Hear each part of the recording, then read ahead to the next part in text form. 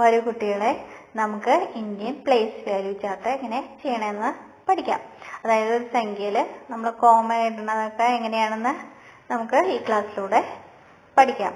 ഇത് CBSE ക്ലാസ്സിലെ class 5 first ചാപ്റ്ററാണ്. അതിൽ ഒരു സംഖ്യ, അതിനായിട്ട് നമുക്കൊരു സംഖ്യ എടുത്തിട്ടുണ്ട്. 2,15,73,564 എന്ന് പറഞ്ഞ ഒരു സംഖ്യ എടുത്തിട്ടുണ്ട്. ഇത് നമുക്ക് പ്ലേസ് തിരിക്കാൻ നമുക്കറിയാം അല്ലേ, നമ്മൾ ചെറിയ ക്ലാസ് മുതൽ പഠിച്ചിട്ടുണ്ട്.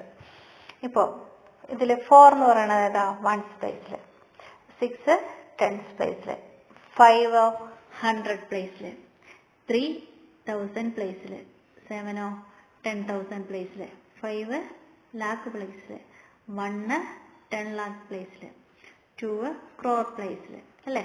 ഇങ്ങനെയാണ് പ്ലേസ് തിരിക്കുന്നത്. ഇതിൽ ഈ സംഖ്യ നമ്മളെങ്ങനെ കോമ ഇട്ട് തിരിക്കണമെന്ന് നമുക്ക് പഠിക്കാം. അത് ഓരോ പീരീഡ് അനുസരിച്ചിട്ടാണ് നമ്മൾ പഠിക്കുന്നത്. ഇതിൽ ഇന്ത്യൻ പ്ലേസ് വാല്യൂ സിസ്റ്റത്തിൽ വൺസ് എന്ന് പറഞ്ഞ പീരീഡിൽ പെടുന്നതാണ് വൺസും ടെൻസും ഹൺഡ്രഡ്സും. അതുപോലെ 1000 എന്ന് പറയുന്ന ആ ഒരു പീരീഡിൽ പെടുന്നതാണ് 1000ഉം 10,000സും. പിന്നെ ലാക്ക് എന്ന് പറഞ്ഞ ഒരു പീരീഡിലാണ് ലാക്കും 10 lakhും വരുന്നത്. അതുപോലെ ക്രോർ എന്ന് പറഞ്ഞ ഇതിൽ വരുന്നതാണ് 2 എന്ന് പറഞ്ഞ സംഖ്യ അല്ലേ. അപ്പോൾ നമുക്ക് ചെയ്യണം. ഇത് കോമ ഇട്ട് ഈ സംഖ്യ തിരിക്കണത് എങ്ങനെയാണെന്ന് നമുക്ക് നോക്കാം. 564 എന്ന് പറയുന്നത് വൺസ് എന്ന് പറഞ്ഞ പീരീഡിലുള്ളതാണ്. അതുപോലെ 73 എന്ന് പറയുന്നതോ തൗസൻഡ്സ് എന്ന് പറഞ്ഞ പീരീഡിലാണ്. 15 എന്ന് പറഞ്ഞതോ ലാക്സ് എന്ന് പറഞ്ഞ പീരീഡിലാണ് വരുന്നത്.